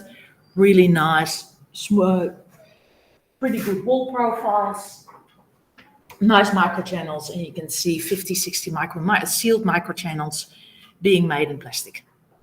So for doing soft material, hot embossing, what you need is a UV light to be able to do photolithography. You need your photo masks. You need to have paper clips or something else to apply pressure. I'm pretty sure if you just put a book weight on it in the oven, it would work as well. So you need a couple of materials, but you don't necessarily need expensive instruments. What is important in both hot embossing and injection molding is that you want whatever you're replicating, you also want it to come out. And as you've seen with the injection molding machine, you want it to come out readily and not get stuck. And that means that in injection molding, we never make features with straight walls. We always have a little bit of a draft angle, which means that if we hold it upside down or we apply a little bit of pressure with a moving part, it is easy to get the materials out. No problem. Up to the point you want to do optical detection, because then you would like to have a straight channel wall. So here you've got on the picture, for those of Google, I'll try to use the mouse here. So this is how normally the edge looks like of an injection molded microfluidic device. They're, to give an idea of scale, they're about 500 micron high, about 0.5 millimeter. And as you can see here, mainly because this is straight, you can see a little triangle. This here is an edge, a corner. If you want to do optical detection and you shine light to this side, it starts working as a little bit of a mirror, and it will bounce your light down out of your device and not towards your microchannel. So the draft angle becomes a problem for side illumination for fluorescence detection. Because if you shine light from the side of an injection molded device, your light doesn't get in. If you make a PDMS microchannel, this is not a problem because the side of your PDMS is straight. You shine a laser and it just goes straight in. As soon as you've got an angle, you get reflection problems and not all of your light can be coupled into your channel. So what we did a couple of years ago is make a special injection molding mold where we could actually get vertical angles without having the problems of releasing our materials from the mold. And what my engineer Richard did is that he engineered a separate component in the injection molding mold that would still allow the release of the component. So this is the way that the bar looked like. Still the normal depth of the rest of the mold, but here the 500 micron height that our microchannel was going to be having. It had straight edge, and the rest where we didn't need it, it had a draft angle. And this was the part of the larger mold being used for injection molding. So this is a big machined aluminium block, which is about 15 by 20, 25 centimeters. You can see the positives of the microfluidic structures have been milled in here by CNC milling. And you can see the little block that we can see from the side here is spring loaded into our mold. And what now happens is that during injection molding, we have the springs here all relaxed. So we get a flat surface. And this little vertical edge forms the side of a microfluidic structure. Injection molding happens. We get the polymer, molten polymer being injected in. We get a straight edge. And during the release, we don't have any problems that we've got a straight edge here because the normal draft angles are all the way around. And when our chip is being released, we can also push out the spring-loaded part again, at which point it's got a little bit of flexibility to move.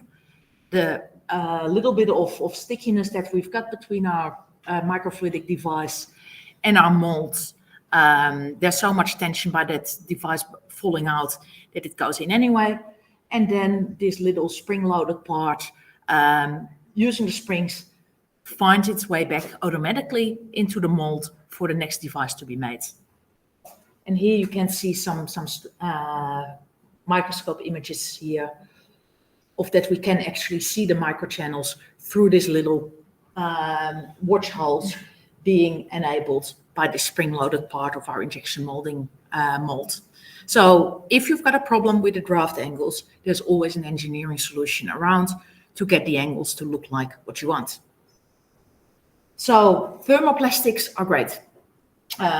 There's a really wide range of different thermoplastics available. COC, PMMA, polystyrene. They're all biocompatible, well-known materials in the medical research sector, widely used in hospitals, and easy to machine. there are reasonable options to combine thermoplastics for functional integration. A lot of the polymers are transparent, which is great, even though deep UV is hard. Most polymers cut off around 450 nanometers.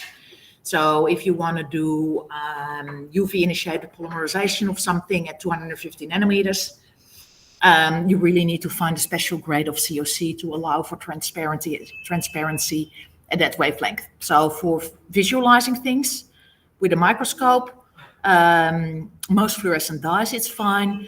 UV dyes, deep UV fluorescence, thermoplastics are probably not really what you want to have. Great advantage is that it's cheap substrate.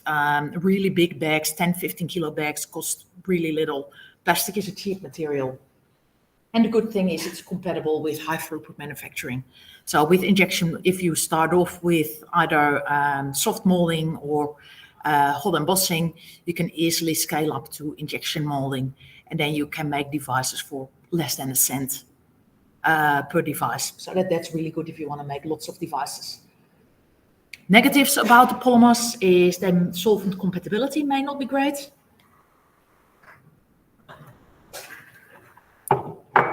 Some of them are better than others, but if you are using some solvents, it's good to have a look at the solvent compatibility of the different, polymers, and then select the best one. Thermal resilience may be an issue. So if you've got COC melts at 120 degrees Celsius, if you want to do polymerase chain reaction, heating things up to 95, you want to make sure that your heat doesn't overshoot, because otherwise you melt your chip.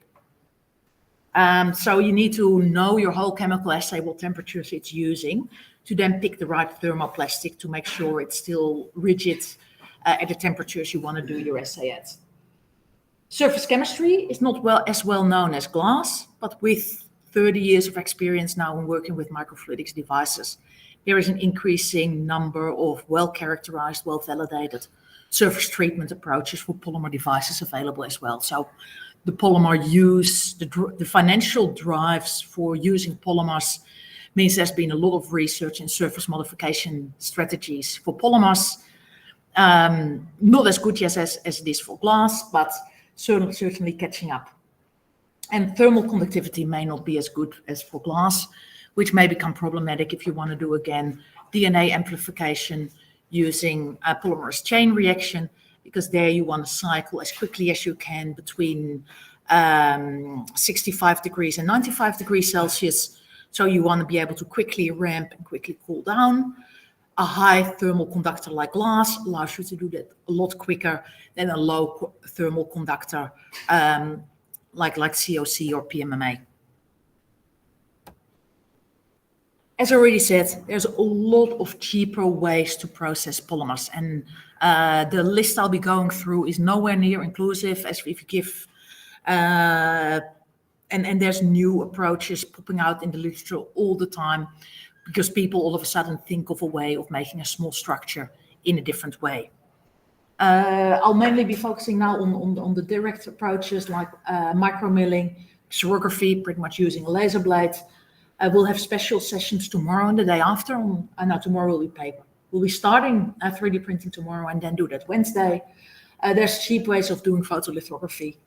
And to make electrodes, and I just want to mention it here, screen printing, the way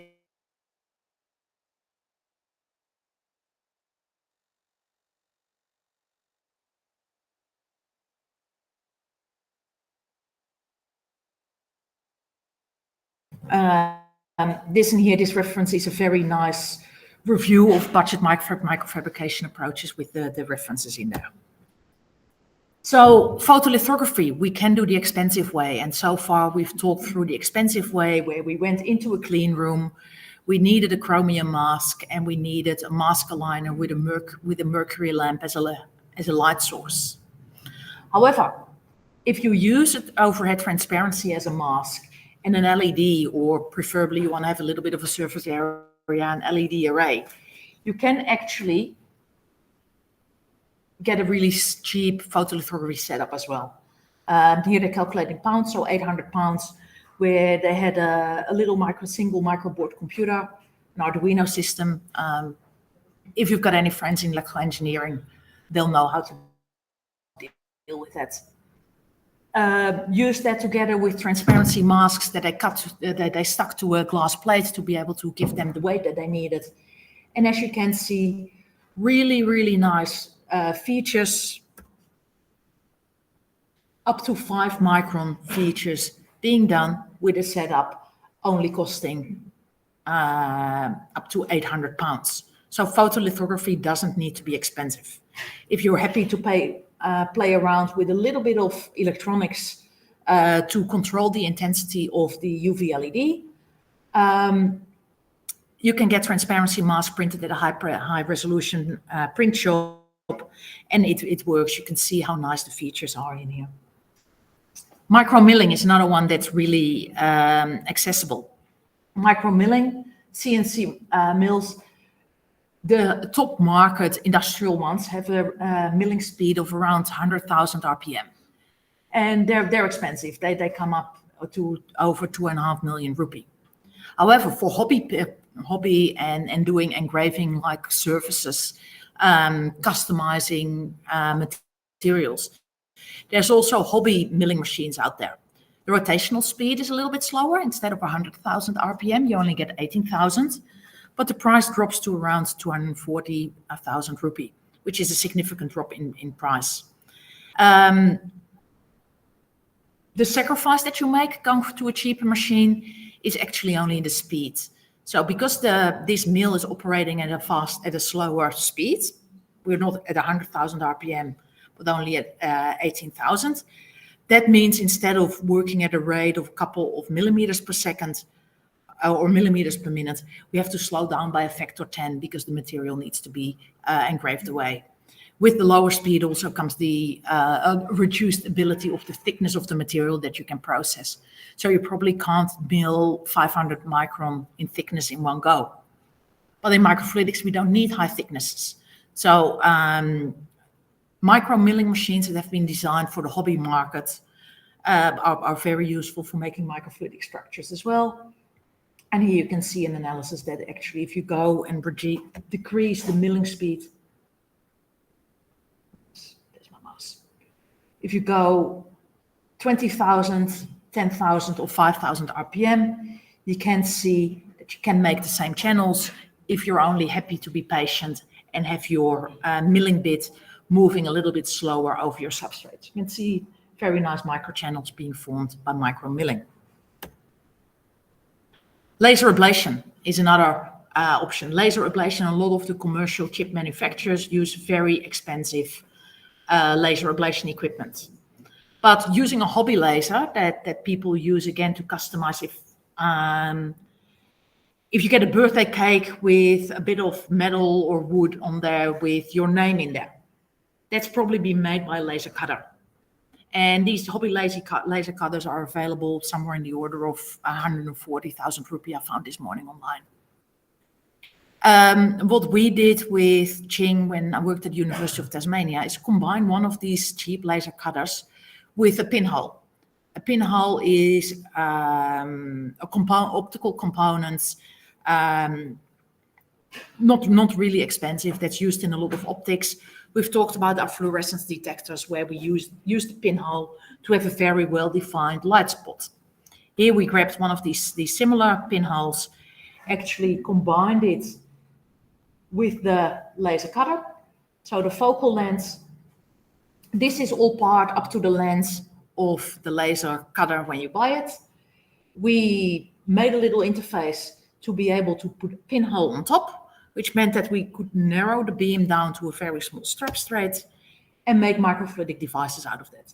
So here you can see that if we didn't use a pinhole, we got a really, really wide channel, 300-400 micron wide. If we used pinholes of two different sizes, here we've got a 50 micron pinhole, here we've got a 35 micron pinhole, we get channels with corresponding sizes. So yes, cheap laser printers, yes, or a cheap laser cutter. Yes, the beam size was way too wide, but a pinhole is made of metal. With these lower power lasers, that's not disappearing in a hurry. So we could just mask off most of the light, allowing using a 50 micron pinhole or a 35 micron pinhole, only allowing a part of the light to actually hit our substrate, and that way directly write our structures that we wanted to have inside polymer structures or inside a polymer plate, and then either stick some adhesive tape or do a thermal bonding process.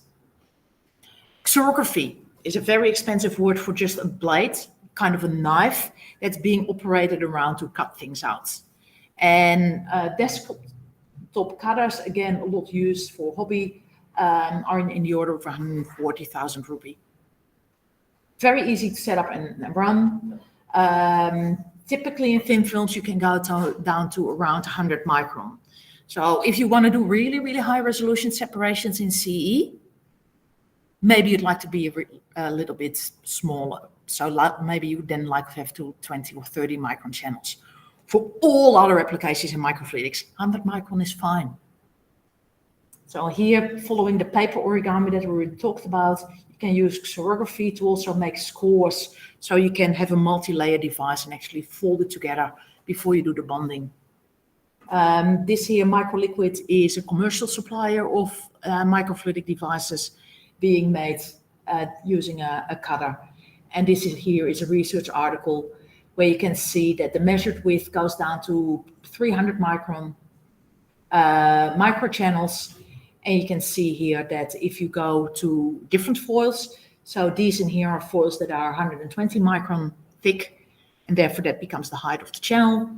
If you move to Kapton, which is a film that comes in a much smaller thickness, you end up with structures that are only 80 micron high. So in all reality, for a hobby cutter, being able to make structures that are 350, 400 micron wide, 80 micron high is a pretty good deal. So again, xerography allows you to make kind of moderately sized microfluidic devices for a really good price. So this is the point where you may start thinking what kind of tools you may have around or access to do microfabrication yourself. Or what's available here in the chemistry or in the biotechnology lab? What do the engineers have that they're already making other things with that you could tailor and tweak with to make smaller structures? Is there a creative arts department? We've done a lot of our 3D printing efforts at the University of Tasmania with the architects, because the architects were really keen on using 3D printing to make their little small scale models of the buildings they wanted to have. We want to make microfluidic structures, but we all both needed high resolution 3D printers. So you never know who in the university has got another interest in you on making things. There may be local businesses. The work that I just showed you with the laser cutter was inspired on the fact that we visited a local shop using a laser cutter to make souvenirs out of timber. We knew they had a fancy laser cutter, and we went to them, we talked to the engineers, looked at how they controlled how wide the features were that they were printing, realized that the only difference between the very expensive printers and the cheaper printers was the size of the beam. Didn't matter for our friends that were using the laser cutter for cutting timber, because really only having a 500 micron cutting line was not a problem for them. But using something very simple as a pinhole, we could cut down the beam size to something that was really useful for microfluidics. There may be a local shop that does some xerography for making posters being put on buses. Maybe they can spend some time cutting something out for you and seeing how small they can go with the infrastructure as they have it. We already looked at this one before, but this in here is a micro device with integrated electrodes. Printed circuit board, normal copper plate circuit board comes with photoresist sitting on top. We use photomask to actually electrodes. I then put a photoresist on there that I patterned away where the electrodes were to make sure I had an even surface again. So I used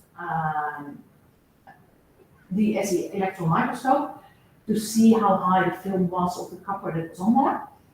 Then searched for a photoresist film that had the same height.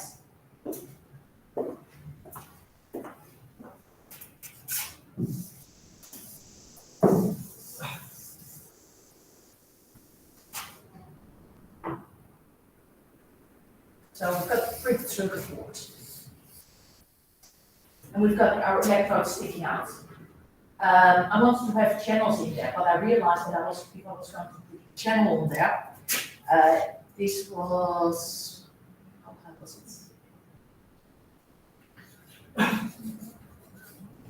This was 50 micron.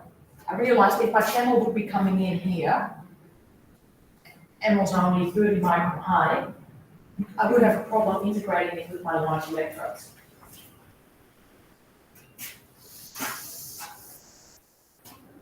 So what I did is I got a photosensitive material that was 50 micron high that I put on top. So I rolled it out with a laminator.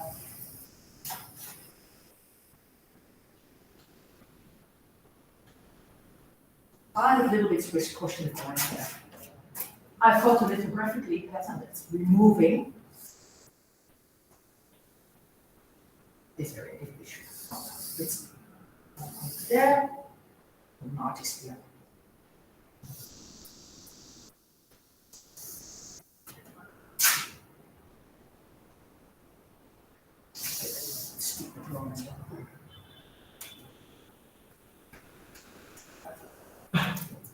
So with the photolithography process, I made this part soluble so I could remove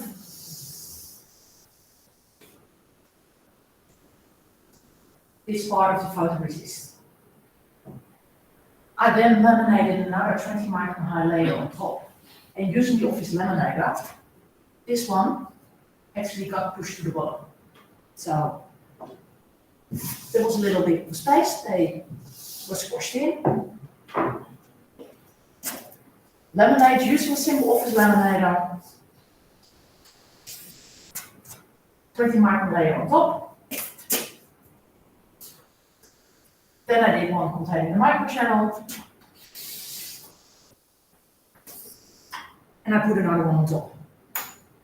So we've got the base, 50 micron of copper, surrounded by 50 micron film, 20 micron to make sure everything had a nice flat bottom, 20 micron for the microchannel, and a 50 micron groove on top for the rigidity.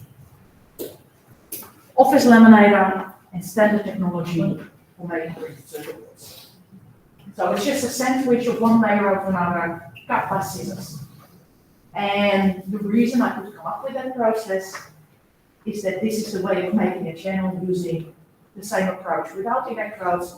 So you laminate a layer of light sensitive material on top with an office laminator, do the photolithography, laminate the rest, the next one on that you can completely cross-link after development, and you then punch some holes with a hole puncher to be able to get access. So I hope that convinces you that if you think a little bit about what you want to achieve, there are actually a whole range of different approaches you can take to make a microchannel. Very early when I did my honors, what I did was wire imprinting. I had a bit of metal wire, a bit of plastic, heated it up to about the softening temperature, about 110, 120 degrees, had a flat block, clamped them together, the wire sagged into the polymer, could pull it out again, and I had a micro channel wherever the wire was. I had my hands on some 25 and 50 micron diameter wires, so I could make 25 and 50 micron microchannels. Nothing fancy needed. And the other advantage of making your devices by using lamination is you can actually functionally integrate and put things in there as well. So one experiment that we did was have the device open, taking it out of the clean room, getting to our shelf of stationary phase for chromatography, putting the particles in, wiping it all off. Particles remained in the channel, but I could take a blade, scrape them off the rest. Get back into the clean room, laminate the next layer on top. At that point, I had a packed column for chromatography. because I could put the particles into the microchannel and they were all stuck and sealed in place by laminating, heat laminating the next layer on top. So yeah, we'll be talking, my passion more recently has gone through to 3D printing because you can integrate a lot more structures. But if you want to start some experiments related to your research, have a little bit of a read of the review articles that I've cited here, see what a simpler toys people have used to make microfluidic devices. Shrinky dinks. So there's anyone of you that's ever done some work on electronics may know there's a material that's called heat shrink. You want to connect two cables together, you can put it around, you heat it up with a hairdryer, or they've got a more fancy name for it, but I just think it's a hairdryer. You blow some hot air over it, and the material shrinks in place. You can make large channels in that material, heat them up, and they'll shrink, and then make your channels shrink as well. People have made microfluidic devices with that. UV LEDs are great. Great exposure source. You can buy UV LED arrays that work as well for photolithography as expensive mask aligners. Single LEDs are great detectors, so keep an eye out on them if you want to do anything optical. LEDs are good to go. Another one that I didn't have the time or didn't want to overwhelm you, nail polish. There's a lot of UV curable nail polish. You can make templates out of that as well. It's photo crosslinks. So if you can selectively crosslink one part, and not the other, you can get a microfluidic structure. I think they may be coming in later in the lecture series. I did see them last week and I thought I had them in today, I didn't. But yeah, there's certainly the reviews in here will cite it. But using the acrylic nail polish, there's a couple of brands that are really slow shrinkage. Because one of the things you don't want to have happening in microfluidics is that the materials shrink too much. But there's a couple of these gel nail polish materials that are low shrinkage. The brands are out there in the literature. You can use a photo mask to make microfluidic templates for nail polish. Not huge expense. There's even the nails, so most nail salons will have UV-based curing stations in them. Again, that's your photolithography setup. Don't make it more complex than it has to be. Understand the basics that we've talked about today, how photolithography works, how the photosensitive materials work, and then think around what are the ways that you can actually use photochemistry to work in your own benefit. That was budget part. So this afternoon we'll be talking a little bit about functional integration. Already touched on it. Have a channel open, take it into the lab, put some particles in before bonding, and then you've functionally integrated the stationary phase into the microfluidic device. The one that you got in your hands there, it already got the electrodes in there. So the next challenge is, once you know how to make the devices, how can we move from having an empty channel to having a channel that's got a functionality in there that allows us to support the whole analytical workflow. Any questions? Just engineers have a lot of really, really cool tools, and a lot of them can go small. If something can go small, have a chat and see what's possible, because there's a lot of things that people have tried out there. And yeah, microfabrication doesn't necessarily need to be complex. Thank you very much.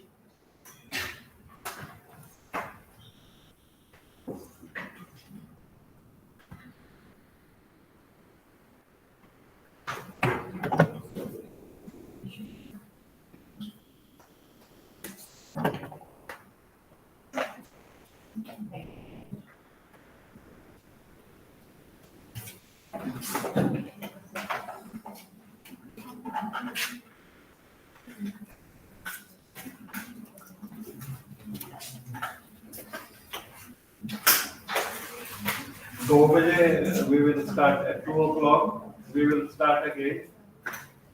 Hello? 2 o'clock.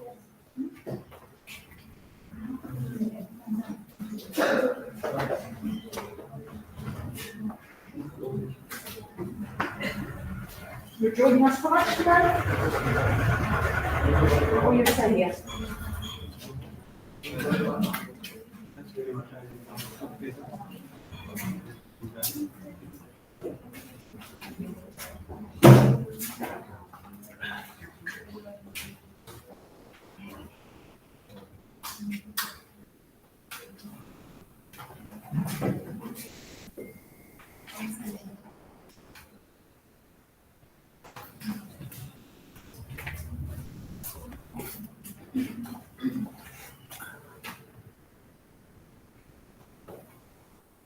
Hello? You put something up this